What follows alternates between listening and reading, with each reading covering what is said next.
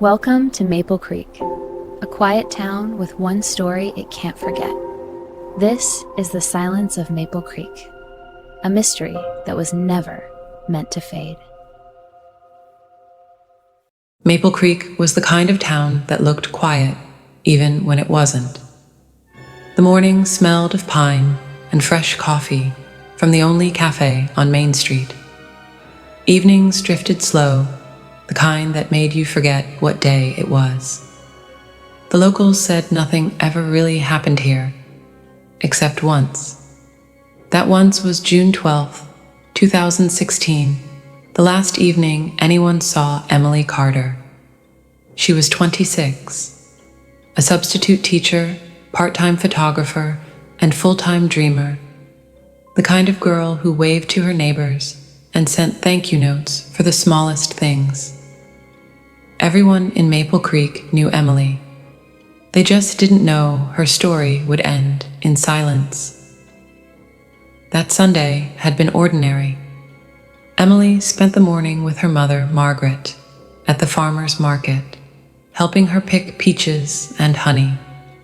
By 5 p.m., she drove home in her silver Honda Civic, a 10-minute ride that cut through pine woods and open fields. Security cameras caught her car at Maple Creek gas stop, filling her tank. She smiled at the clerk, paid cash, and waved goodbye. That was 5:42 p.m. By 7:13 p.m., the sun had slipped low enough to paint everything orange, and Emily texted her best friend, Chloe, a single line. "Greater than dinner tomorrow?" Chloe replied, "Always," but the message was never marked as read. Her house sat at the far edge of Willow Road, right before the old bridge. A modest one-story home, white siding, hanging plants, and a porch swing that never stopped creaking. A neighbor, Mr. Dougherty, said he saw her porch light flick on around 7:30. "Looked like she was inside," he told the sheriff. "Normal, peaceful." Then came the strange part. At 8:04 p.m., the porch light went off. At 8:05 p.m., her car alarm briefly chirped. One short honk, then silence. That was the last sound anyone heard from the Carter house that night. When Margaret called the next morning, Emily didn't answer.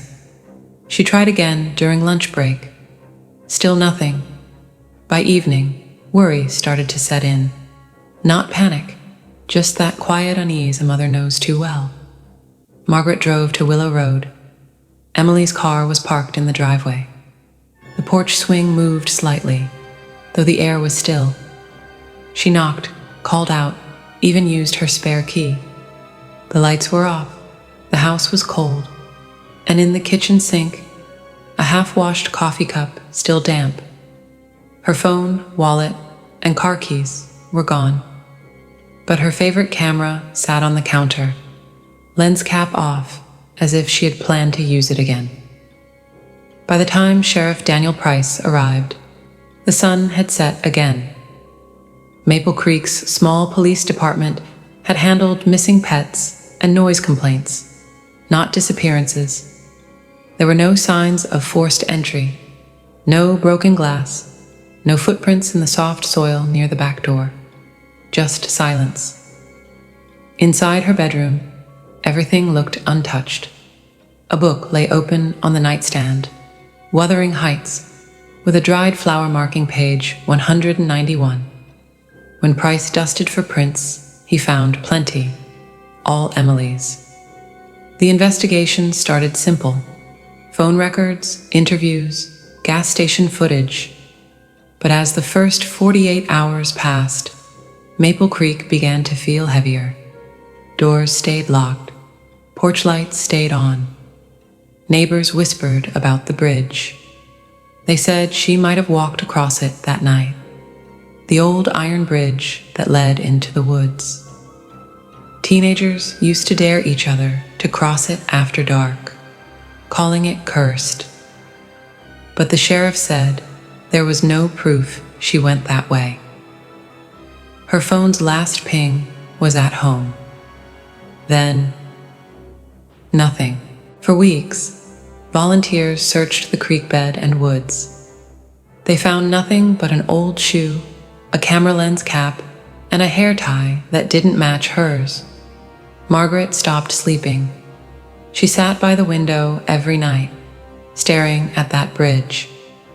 "I still feel her," she told the local paper, the Maple Creek Gazette. "I think she's out there. I just don't know where Chloe, her best friend, posted missing posters across the county.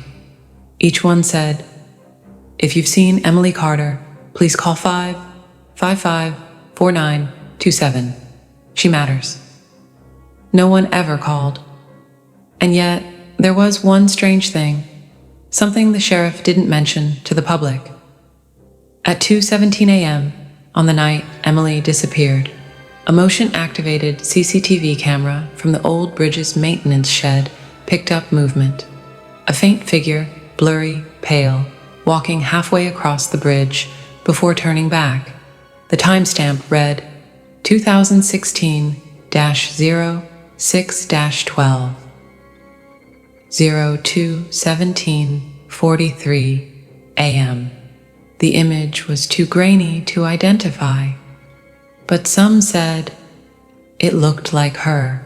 The bridge stood at the edge of Maple Creek like an old scar, rusted, forgotten, and still somehow alive.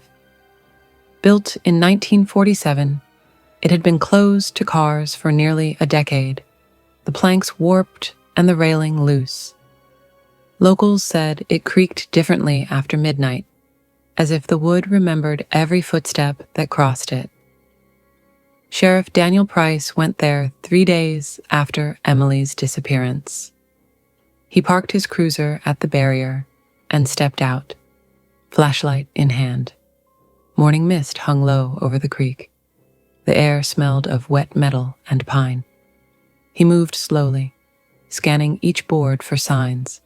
A footprint, a drag mark, anything. Halfway across, he stopped. Something glinted between the slats, caught in the beam of his light. A small silver chain, thin, delicate, broken at the clasp. He picked it up, turned it over. On the charm was a tiny engraved letter. E. He didn't tell the reporters about it. He didn't even tell Margaret. Not yet. Because right there beside the chain was something else. A faint reddish stain that had seeped into the wood. He took samples, sent them to the state lab. The results came back 4 days later. Inconclusive.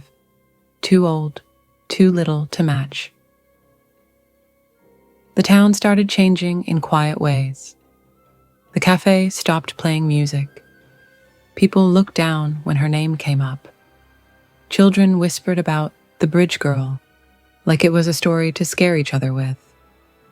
Margaret hated that name. "She's not some legend," she told a reporter. "She's my daughter." But the town needed distance. Fear turns empathy into superstition faster than most people realize. A week after Emily vanished, Sheriff Price returned to her house to collect her camera. It was an older model, a Canon AE1, film-based, not digital. Inside, a half-used roll. He sent it to the state lab to be developed. 5 days later, the photos arrived. 12 images total. The first 8 were normal. The farmer's market, her mother, a jar of honey, a stray cat by the gas station, a blurry sunset. Photo 9 was different. It showed the old bridge, taken from her porch, far away, framed by trees, soft evening light glowing around it. That meant she had photographed it sometime close to sunset, maybe around 7:30 p.m. that night. Photo 10 was darker, almost all black, with faint specks of light, maybe street lamps or stars. Photo 11 looked like a mistake, a motion blur, taken from ground level, with something that resembled a handrail and what might have been a person's leg. Photo 12 froze Sheriff Price where he stood. It showed a silhouette, faintly visible at the far end of the bridge. Long hair, still posture, facing the camera. The timestamp printed on the film's edge. June 12th, 2016, 8:02 p.m. He showed it to Margaret. She pressed her fingers to her mouth. That's her, or someone wearing her hair. Her voice cracked on the word, someone. Chloe came over later that night. She stared at the photo under lamplight for nearly 5 minutes before speaking. She was scared of that bridge, she whispered. She'd never walk there alone. Online forums picked up the story after a small-town blog posted about the missing teacher of Maple Creek. Within days, the photo spread across Reddit, Twitter, and true crime threads. People enhanced the image, adjusted shadows, circled shapes that might have been faces. Some claimed there was a second figure behind the first, partially hidden by the railing. Most of it was pareidolia, human eyes making patterns from noise. But there was something undeniably off about that photo. The darkness around the silhouette wasn't natural. It looked heavier, like shadow laid over shadow. In late June, a hiker found a shoe near the creek, muddy, women's size 7. It matched the style Emily often wore, but the serial code didn't match the pair found in her closet. Still, the sheriff bagged it. The next week, a search team brought in dogs. They followed scent from the bridge down into the creek bed, then lost it near the waterline. At the same spot, a local diver found something that hadn't been touched by sunlight in a while. A cracked phone case, pink, with a sticker that read, "Be kind anyway." The phone itself was missing. When the sheriff showed Margaret the case, she nodded slowly. It's hers. She loved that quote Price promised they'd find the rest of the phone, maybe even its data, but they never did. By July, Maple Creek felt like a ghost town. The summer carnival was canceled. The church bells rang softer, like they didn't want to wake anything. Even the nights grew quieter, except for the creek's slow hum beneath the bridge. Margaret stopped talking to reporters. Instead, she recorded voice notes. Small diaries she said she'd one day give to her daughter when she comes home. One of them, found later, said, "I still leave the porch light on, Em, in case you're trying to find your way back." But not everyone in Maple Creek believed Emily was gone. Some thought she'd run away, a secret lover, debts, a nervous breakdown. Others whispered about the sound that came from the bridge that night, a hollow echo, like wood splitting, followed by silence. Only one person claimed to have seen something. An elderly woman, Mrs. Whitley, who lived 2 houses down from Emily's. She told the sheriff, "Around 8:30, I saw 2 cars parked near the bridge. One was her silver Honda, the other was black, maybe a truck. But when I looked again a few minutes later, they were both gone." Price checked every traffic camera along Willow Road. No black truck appeared on footage, not one. Weeks later, when the sheriff reviewed the CCTV clip again, the one taken at 2:17 a.m., he noticed something strange he'd missed before. For 2 seconds, before the figure appears on the bridge, a faint flash of headlights crosses behind the trees. Far back, almost invisible, and then, just as quickly, gone. The photo of the bridge had stopped running in local papers, but in Maple Creek, it was still everywhere. Taped to store windows, clipped to mailboxes, curling at the edges from summer heat. Every face that passed seemed to carry the same quiet question. Who was driving the black truck? 1. The witness. Mrs. Whitley's statement bothered Sheriff Price more than he admitted. She was 79, nearly blind without her glasses, but her memory was sharp. When he visited her again, she swore she hadn't mistaken what she saw. 2 sets of headlights, she said, hands trembling around a mug of tea. 1 bright, 1 dim. The bright ones left first. She lived close enough to the bridge to hear frogs at night, but not close enough to make out voices. Still, she remembered a sound that evening.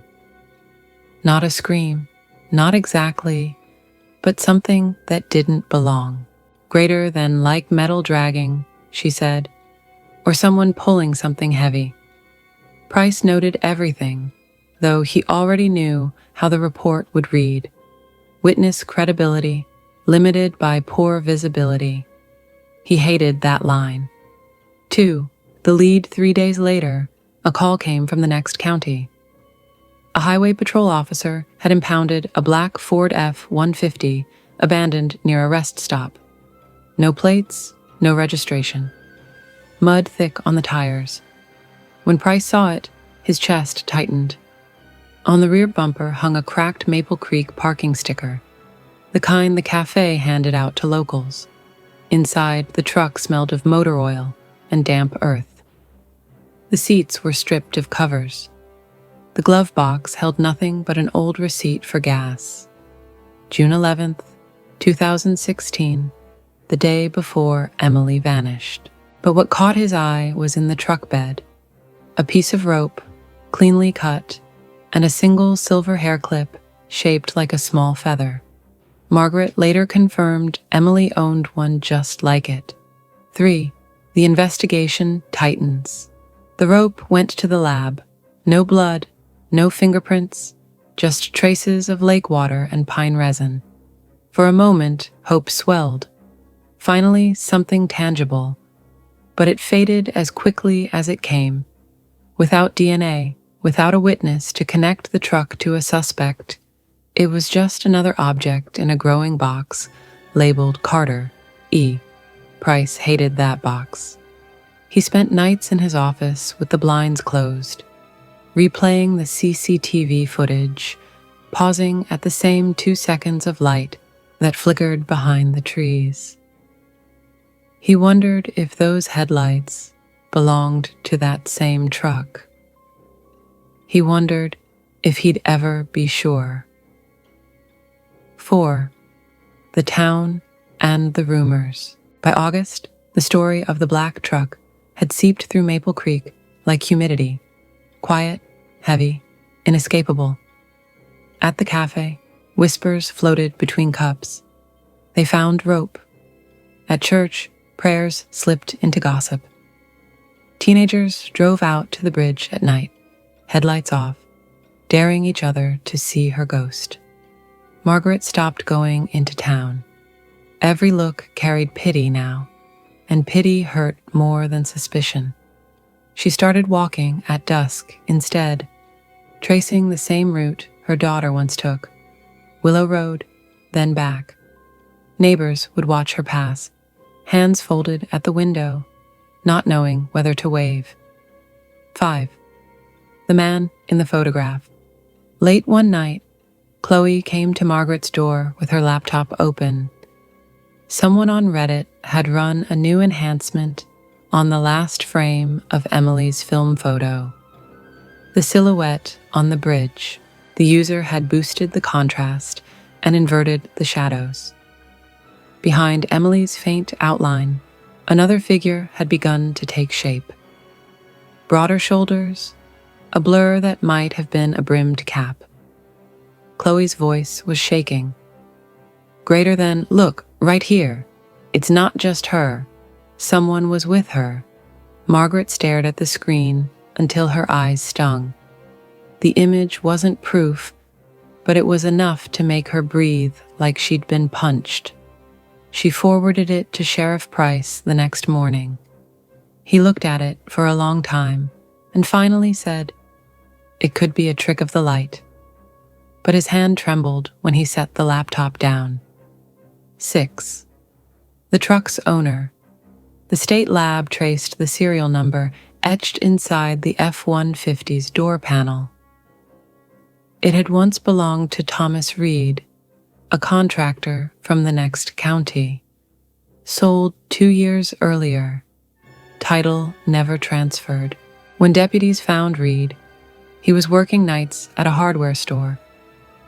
He seemed confused when they asked about Maple Creek. Greater than haven't been there in years, he said. Sold that truck to some guy off Craigslist.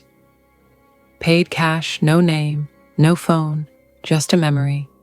A man in a baseball cap, mid-30s, quiet voice. The store's security footage from that week had long been erased. Another dead end. 7. The diary. In September, Margaret went through Emily's dresser again, the way mothers do when they need to feel busy. Tucked beneath old lesson plans and photographs, she found a small blue notebook, the kind with a fabric cover and loose binding. Most pages were filled with daily notes, photography ideas, grocery lists, doodles, but near the end, one entry stood out. June 8, 2016. Saw the truck again near the bridge. Same one as last week. Black, no plates, parked for a while, lights off. Maybe it's just someone fishing, but it makes me uneasy. Margaret froze. She read it 3 times before calling the sheriff. Price felt the blood drain from his face when he read it. 4 days before she vanished, Emily had noticed the truck, and no one had known until now. 8. The return to the bridge. The next morning, fog lay thick over the creek. Sheriff Price stood where the board sagged, the same place he'd found the chain. He watched the water move, slow, green, endless. Something inside him whispered that the story was still here, somewhere between the rust and the current. He imagined Emily walking out onto the bridge that night, maybe to photograph the sunset, maybe to confront the driver she'd seen before. Maybe she thought it would finally end her worry. He whispered into the wind, "What happened to you, Emily?" The creek gave no answer, only the faint creak of wood and the echo of water against steel.